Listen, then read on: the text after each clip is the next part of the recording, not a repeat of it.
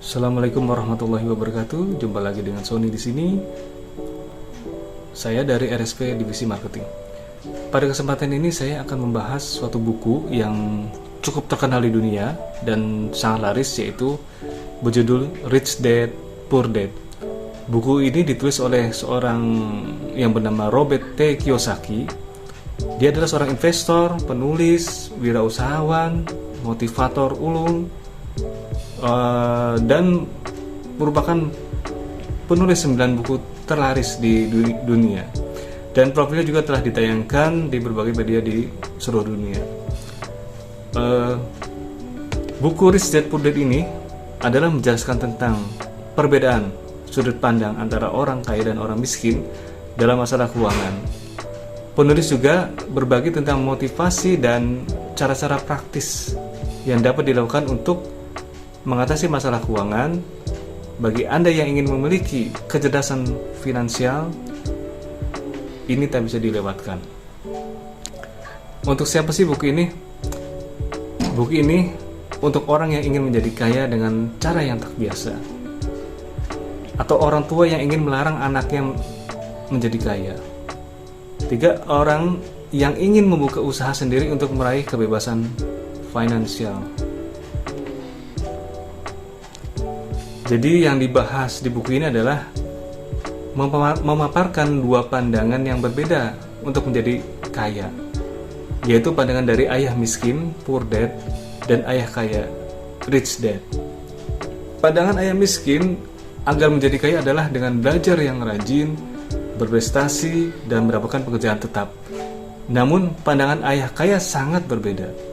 Ayah kaya memandang bahwa untuk menjadi kaya, seseorang harus dapat menggunakan uangnya untuk mendapatkan keuntungan yang lebih besar lagi. Selain itu, Robert T. Kiyosaki juga menjelaskan tentang kecerdasan finansial. Saat ini, orang hanya fokus pada jenis-jenis kecerdasan lainnya, sehingga masih sedikit orang yang melek keuangan. Hal-hal yang menarik yang akan Anda pelajari antara lain adalah bagaimana membuat uang bekerja untuk Anda dan bukan sebaliknya.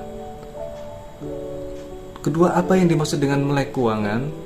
Ketiga, kenapa uang harus dinomorduakan setelah belajar? Keempat, apa rintangan-rintangan yang biasa ditemui seseorang untuk menjadi kaya? Dan bagaimana mematapkan diri untuk segera mulai perjalanan menjadi orang kaya? Untuk menjadi kaya, biarkan uang bekerja untuk Anda. Buku ini mengajarkan bahwa Anda harus bisa mempekerjakan uang yang Anda miliki. Selama ini, Anda hanya diperdaya oleh uang, dan uang menjadi tujuan utama Anda dalam bekerja.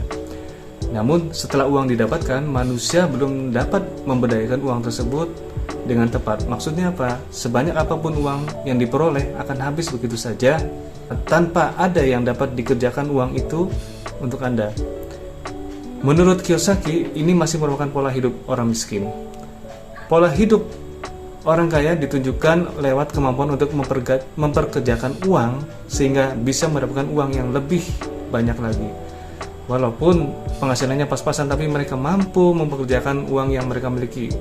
Mereka itulah orang yang disebut termasuk orang kaya. Salah satu cara yang digunakan untuk mempekerjakan uang adalah dengan menginvestasikan uang tersebut sehingga dapat memberikan lebih banyak uang untuk Anda. Sebagai contoh, saat mendapatkan penghasilan, orang miskin cenderung berpikir untuk segera berbelanja demi memuaskan hasrat mereka untuk barang-barang yang digandrungi. Mereka juga menghabiskan mereka hanya untuk itu saja. Sementara orang yang kaya berpikir untuk memperoleh penghasilan lebih dari yang telah diterimanya saat ini. Misalkan penghasilan tersebut dia investasikan untuk membangun kontrakan, atau membuka usaha, atau yang lainnya. Setelah itu, mereka baru menggunakan uang untuk berbelanja. Faktor utama yang melatar belakangi hal itu tersebut adalah karena melek keuangan tidak diajarkan oleh sekolah formal. Sistem pendidikan yang diterapkan saat ini sebagian besar masih melatih orang untuk menjadi karyawan teladan yang hanya bisa bekerja untuk uang. Hal ini masih merupakan cara pandang orang miskin. Selain itu, sistem sekolah juga tidak dapat memberi wawasan tentang prinsip-prinsip keuangan orang kaya dalam mengembangkan kekayaannya. Untuk menjadi kaya, Anda harus mengetahui pentingnya melek keuangan, aturannya, dasarnya, Anda mesti tahu. Dan dapat membedakan antara aset dan liabilitas. Kebanyakan orang bekerja mati-matian untuk uang karena mereka tidak mengetahui perbedaan antara aset dan liabilitas. Selama ini pandangan orang tentang aset dan liabilitas itu sama. Namun kenyataannya, kedua hal tersebut berbeda.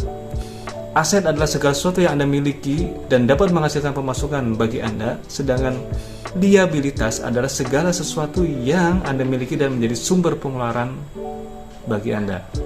Jadi sebaiknya Anda berusaha untuk semaksimal mungkin untuk mengumpulkan aset dan menekan seminimal mungkin liabilitas yang Anda miliki. Ada perbedaan antara si kaya dan si miskin dalam mengurus masalah keuangannya. Orang miskin menghabiskan gajinya untuk pengeluaran tetap, kebutuhan pokok, membayar kewajiban setiap bulan, dan biaya-biaya lain yang harus dikeluarkan karena kepemilikan liabilitas mereka. Di sisi lain, orang kaya memperoleh pendapatan dari bagi hasil, sewa royalti, dan laba. Itu adalah hasil dari aset yang mereka miliki. Orang kaya tahu cara menghadapi pajak lewat korporasi. Pada awalnya, pajak hanya dikenakan pada orang-orang kaya saja. Namun kenyataannya pajak malah lebih memberatkan orang miskin dan orang kelas menengah. Hal ini terjadi karena orang kaya dapat berlindung dari pajak yang tinggi di bawah naungan korporasi. Korporasi itu memberikan keuntungan, pajak, dan perlindungan dari jeratan hukum sehingga kekayaan orang-orang kaya terlindungi secara legal. Jadi dengan mengetahui kekuatan korporasi, orang kaya memperoleh keuntungan besar dibandingkan orang miskin dan kelas menengah.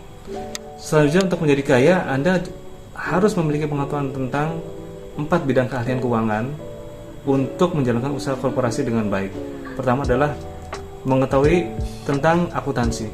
Orang kaya harus mengetahui setiap arus masuk dan keluar secara mendetail dan memahami prinsip laporan keuangan perusahaan dengan baik. Apabila Anda memahami hal ini dengan baik, Anda dapat memakainya untuk menganalisis kekuatan dan kelemahan usaha apapun yang Anda lakukan. Kedua adalah pengetahuan tentang investasi. Hal ini berhubungan dengan cara dan strategi yang Anda gunakan untuk menjual uang yang Anda miliki untuk menghasilkan uang Anda lebih banyak lagi. Pengetahuan ini akan terasa seiring dengan pengalaman Anda sendiri dan juga dari kemauan untuk belajar dari pengalaman orang lain. Ketiga, keahlian dalam memahami pasar. Kemampuan ini sangat penting agar Anda tidak salah melakukan sebuah bisnis dan mengetahui keadaan pasar. Anda dapat menerapkan strategi penjualan yang akan mendatangkan keuntungan lebih. Di samping itu, kemampuan memahami pasar juga dapat digunakan untuk menganalisis dan melihat peluang yang ada. Keempat adalah pengetahuan tentang hukum. Dengan memahami hukum dan undang-undang yang berlaku, Anda dapat menjalankan usaha sesuai dengan peraturan yang berlaku dan menjadikan suatu usaha yang legal yang berbadan hukum. Ini diperlukan untuk menghindari hal-hal buruk yang terjadi di masa yang akan datang. Selain itu, pengetahuan tentang seluk-beluk pajak juga harus dimiliki. Jadi kesimpulan dari buku ini adalah satu orang yang memiliki penghasilan besar belum tentu bisa menjadi orang kaya. Kekayaan berhubungan dengan kemampuan untuk mengelola uang yang didapatkan. Kedua, untuk menjadi kaya, seseorang harus melek keuangan. Anda harus memahami perbedaan antara aset dan liabilitas. Ketiga, usahakan untuk menginvestasikan uang yang Anda miliki agar uang itu dapat bekerja untuk Anda. Keempat, jangan hanya puas pada satu bidang yang telah dikuasai, tetaplah mempelajari hal-hal lain di luar spesialisasi yang telah dimiliki. Dan kelima adalah pekerjaan bukanlah sekedar tempat untuk mencari uang, melainkan juga wadah bagi Anda untuk mengumpulkan ilmu dan pelajaran baru. Nah, mungkin itu saja pembahasan tentang buku Rich Dad Poor Dad ini karangan Robert Kiyosaki. Semoga bermanfaat. Sampai jumpa minggu depan. Wassalamualaikum warahmatullahi wabarakatuh. Ciao.